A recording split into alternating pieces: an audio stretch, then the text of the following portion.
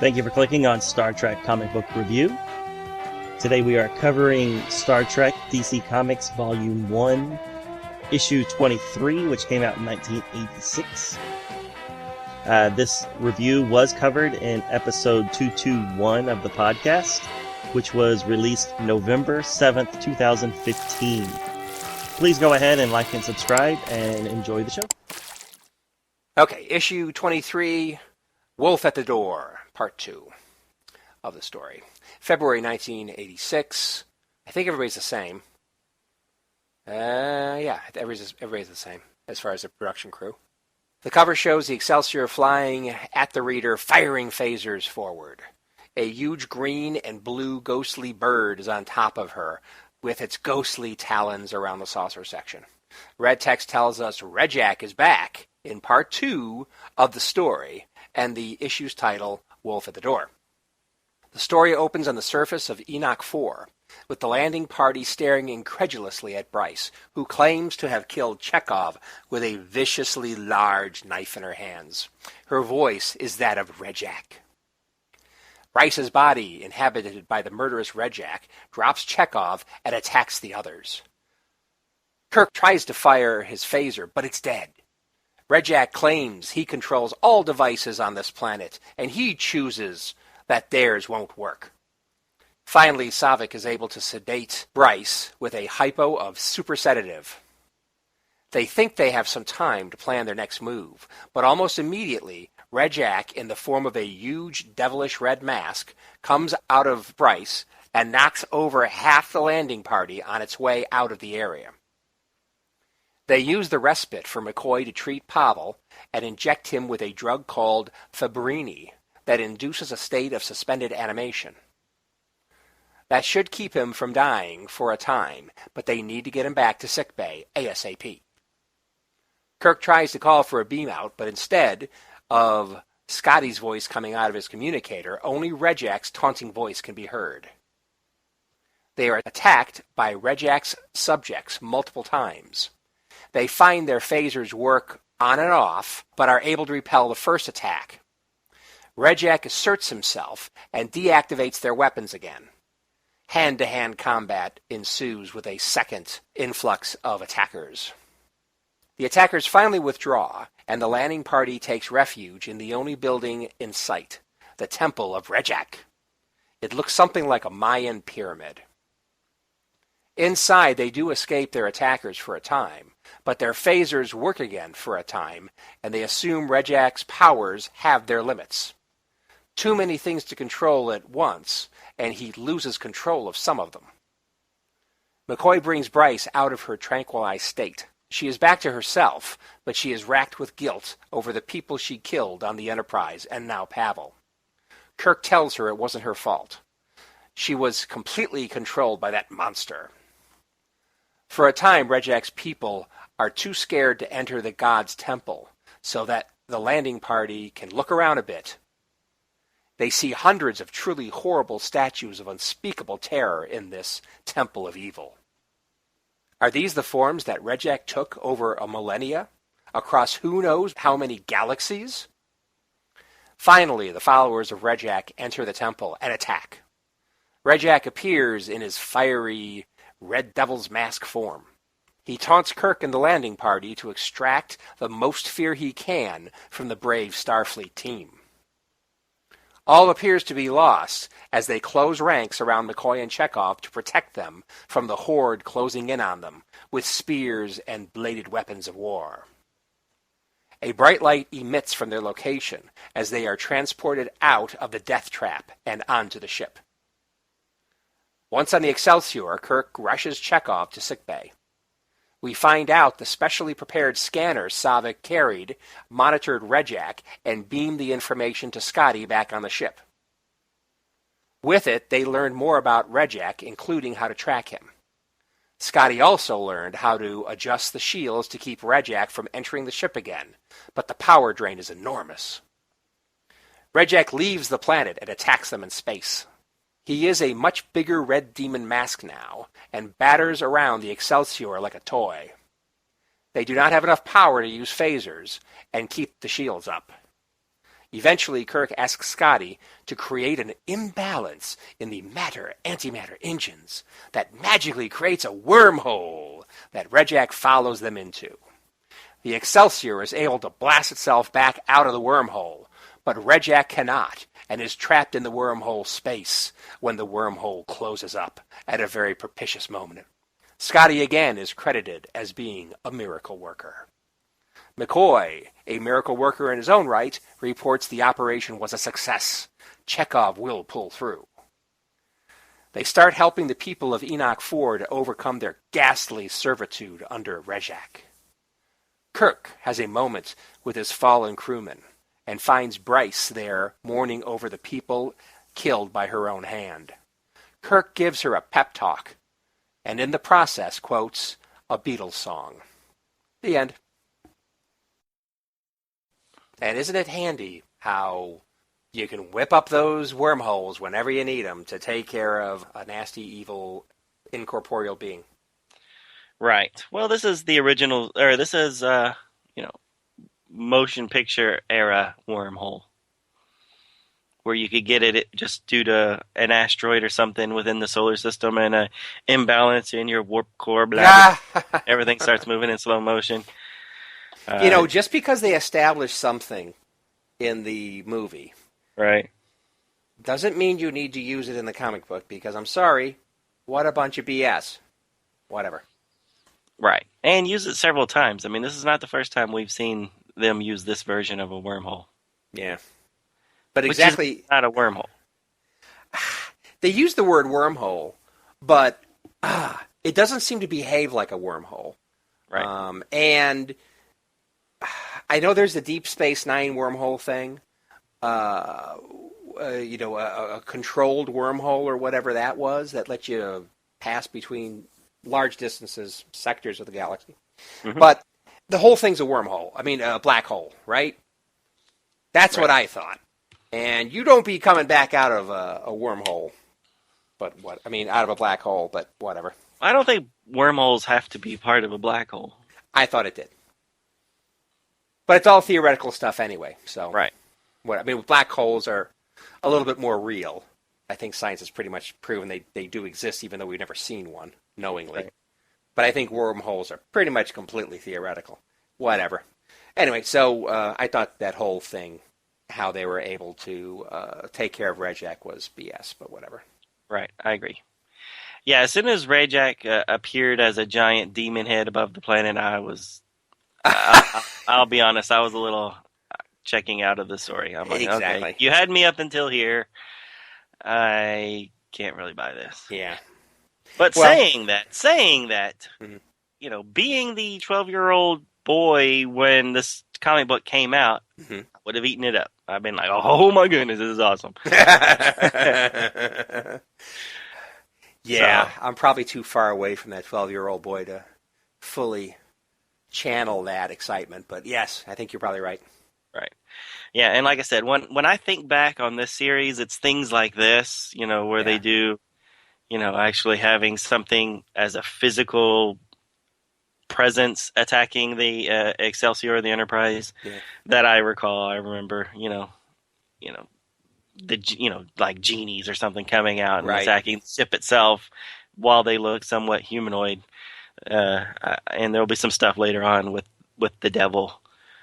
In some later issues that I really recall and liking at the time, but I'm worried I'm really not going to like it this time. Yeah.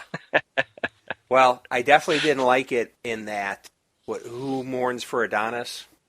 Taw's episode with the green hand, with the big hand holding onto the ship. Oh God, I hated that. That was horrible. And so that was and then that's another example of this kind of thing. Right. Directly threatening a huge ship. Oh, God. Anyway. Right. So like I said, as a kid, I loved it. And as an adult, I'm like, I'm going to keep going. I'm not going to give up on you, Star Trek, but these aren't packing the punch that some of the other stories do. No. Yeah. So, Big Red Halloween Mask, Rejak, yeah.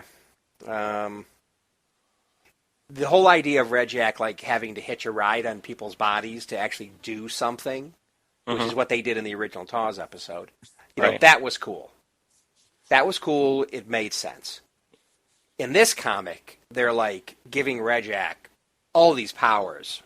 I mean, he doesn't need to be in bodies anymore. He can, and he's huge if he wants to be huge, and he can reach out across space and make up transmissions that baited the Excelsior here in the first place.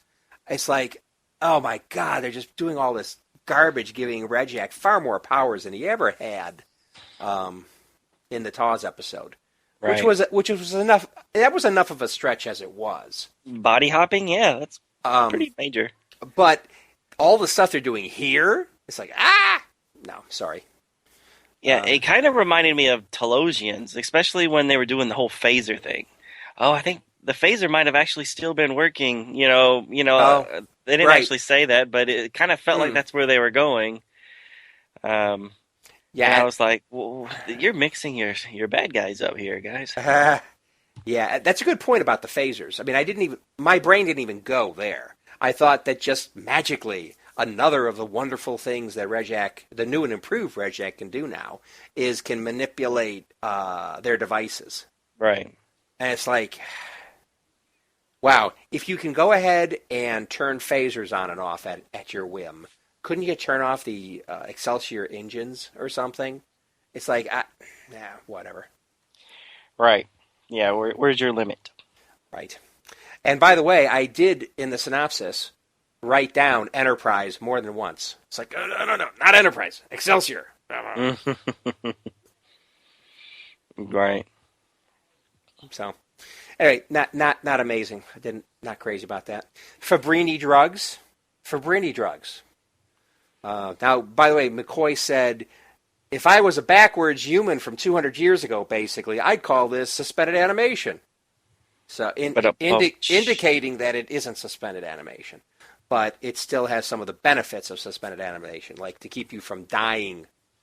So it's magically. Like, okay, yeah, there you go. Yeah, why don't they use that every time? Like, when those poor guys get hit with the poisonous darts and things like that. Hey, there you go.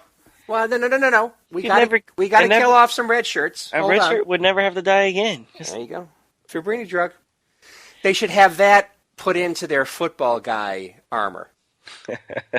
Yeah, as soon as it realizes trauma, just gives you a little injection automatically. Yeah, then you go, Right. Or within a fake tooth or something. There you go. Exactly. Rather than the arsenic. Or is it arsenic or cyanide? Cyanide, that's it. Sorry. Yeah. Arsenic wouldn't kill you right away. Not immediately, but it is a poison, yes. Yeah. So I did feel bad for all the poor people that lived on that planet that, due to the centuries or whatever, have worshipped this deity, and then the deity just uses them for fuel so that he can make a big red head above their planet and kill them all. Mm-hmm. It's sad. Yeah, it is. I mean, they didn't deserve that. They were just living their lives. Right. And they had families and dogs and kids. Right. They didn't appear to be very advanced. And here comes Rejak to take over their world. Not good. Good point. Yeah, so how long had Rejak been there? Because it kind of seemed like it should have been longer than 30 years or whatever it is between Wolf in the Fold and this story. I don't know. I'm going off of the transmission that they got from the Admiral that gave them the assignment. Was that actual real? Well, no. I mean, he took over the people. He took over the planet. But that whole thing where they're showing Kirk, as the big hero and stuff, I thought all that was made up. Unless, of course, Rejak told him that. Right. As part of his manipulation of the population. I don't know. Right. But the main thing is, he couldn't have been there any longer than, unless that's another one of his amazing powers. Right. Time dilation or whatever. Right. But he couldn't have been there any more than 30 years or whatever it was between the two time periods. 20 years, whatever. He couldn't have been. But quite frankly, let's go back to what Rejak is. I thought in the TAWS episode, the original one, Wolf in the Fold, that Rejak was an incorporeal being that fed off of fear, but that he was native to Earth. And they repeat this when they were doing the summary of what happened in Wolf in the Fold in this comic, that when man moved into space, so did Rejak. So that's what I thought Rejak was, something that was coming from Earth and going out with man into the stars. Okay. But they're talking about all of these hundreds of statues inside of Rejak's temple, showing all these horrible forms from one or more millennias across multiple galaxies. And it's like, wait a minute, I thought Rejak was from Earth. And yeah, he could have been around for several millennia, but again, I thought he was from Earth. Right. So yeah. I'm getting totally confused at the nature of Rejak. So truly, did Rejak come from the stars and somehow ended up on Earth and stayed there a long time just feeding off of fear of humans? I don't know. I'm a little confused. It is confusing. Right. Yeah, no, I'm with you. I couldn't understand how he'd gone back in time and created a society before he should have existed. Right. So, no, I'm with you. There's no definition as far as where the limit of his powers are and where his true origins are. Right. So, not crazy about that. And if we go off of the Wildstorm comic where the Enterprise D encounters Rejak, Mm-hmm. do you remember any type of special origin there? Or did they say that he came from the disbursement field that Kirk did at the end of that episode? Or To be quite frank, I do not remember that. yeah, I don't remember that either. He was just there. It wasn't a particularly memorable comic, actually. But I don't remember them doing a special origin story. Yeah, that was another one where they were giving him a body. Remember Yes. he created a holodeck version of... Right. But in that one, he was a whole bunch of different... He was an amalgam of different creatures that supposedly he had been before. Right. So there was like a tentacle monster and Jack the Ripper, and so even in that one, they're implying that he came from somewhere other than Earth. Right. At some point. Good point. Now this whole thing about this evil thing that would inhabit people and then murder, as I'm reading that, it just completely reminds me of the Dexter books. The Dark Passenger? Exactly. So you've read the books as opposed to watch the TV show? Because it's handled differently. I read the first one and half the second one, and then I quit reading for whatever reason. Okay. But the main point there is, in the TV show, the Dark Passenger is kind of like something that's in his head. It's like, it's a manufactured thing of himself, at least, or his own mentally deranged processes to some degree. It isn't an actual being, but in the books, it is an actual being. So in the books, it theorizes that many mass murderers, people that are humans that have done horrible, despicable things, have actually merged with an actual entity, a second entity, which is evil and influenced them. So, but you never get that from the TV show. No. So actually, I kind of like that in the books, but I can kind of understand why they didn't do that in the TV show. But the main point is, Rejak is kind of like the Dark Passenger, jumping into bodies. Up until this issue. Well, yeah, the original one, I guess I would say. Right, agreed. Anyway. So, phasers. They didn't have enough power for phasers because they had to keep the shields up to keep them out of the ship. Right. So, how much power do photon torpedoes take? We got to open up the torpedo tubes. You'd have to do that. Shove them out. And I have the impression that photon torpedoes have their own independent means of propulsion. I wouldn't think so. And they've got their own payload on board. And they've got to have basically their own propulsion and power source. So it's like, you could have done that, couldn't you, Kirk? Oh, let's forget about photon torpedoes. Yeah, but anyway, but who cares? Yeah, exactly. We got a wormhole to do. Well, okay. And again, do you? It's supposed to be an incorporeal being.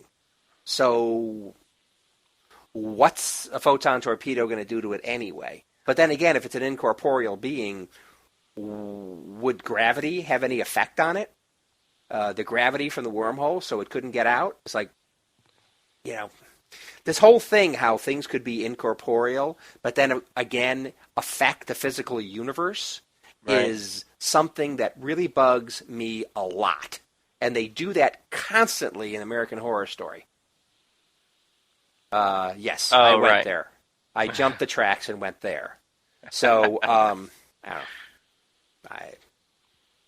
don't know.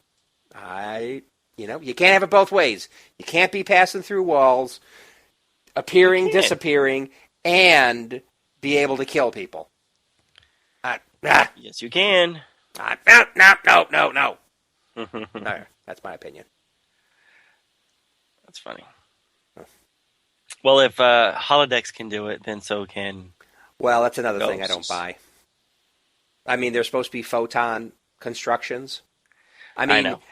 I'm purposely riling you up because I know that's one of your hot topics. Yeah, it's not photons if they're interacting with you. Anyway, whatever. Another thing that was kind of interesting is, and you may know about this and can clear this up with a snap. I did not look it up, although I wanted to. So Kirk says the ship before the Enterprise that he was on was the Saladin. Never heard that before. Never before me. I know he was on the Farragut. Right. But he says very clearly when he's talking to Bryce, back when I was on the Saladin, before the Enterprise. So it's like, Saladin? It's like, huh? Okay, so you don't know about it either. No, that was the first I've heard of it. Okay. So that kind of caught me off guard. Right. So maybe that has some basis in some reference that makes sense. Because I mean, could you see, the author just pulling that out of their orifice? It's like, yeah, sure. Tony Isabella. Nobody's gonna fact check him. I don't know. I mean, but plus, there's nothing that says that it didn't happen. That's the whole thing. We know of one posting he had before the Enterprise, but he's not fresh out of the academy, so no. he could have had other postings. He could have had other postings, but why even? Well, whatever. That's fine. Yeah, no, I'm with you. But it didn't bother me. Right. So one thing that I hope comes back, and I hope they didn't just whitewash it at the end of these last few panels, is Bryce's guilt for what happened. Yeah. I mean, I hope that kind of sticks with her. I mean, even though I hope she doesn't beat herself up too much, but that would weigh on you. Just like if somebody, if you were in an automobile accident, even if it wasn't your fault, but somebody died, you would feel horrible. Of course. And quite frankly, I think that scene shouldn't have been with Kirk. It should have been with Scotty. Right. Because if you watch that episode, I mean, Jimmy Doohan, he nails it. I mean, he is upset that he could potentially have killed these people, and he doesn't remember, But there's that part of him that's like, oh, what if I did, And I was watching it going, man, he is nailing it. I mean, it's... for the cheesy acting that, you think of a lot with the stuff from the 60s, this guy, I was buying it, that he was really, that whole not knowing if he really is the murderer or not. I was impressed. Yeah. So, no, good point. She could have talked to him. Yeah, well, at least it's somebody that could relate. If anybody can relate, it's Scotty. Yeah, so, not a great 2 issues, but, okay, fine. I thought it had a great first issue, and then I just didn't like the way they wrapped it up with the head above the planet. Right. Thank you for watching our final Red Jack classic issue of Star Trek. This episode and all episodes are available on iTunes or wherever you get your podcasts from. Please go ahead and like and subscribe to this channel for more. We will be starting our Pike series, both classic and modern, next month in the month of November. Thank you.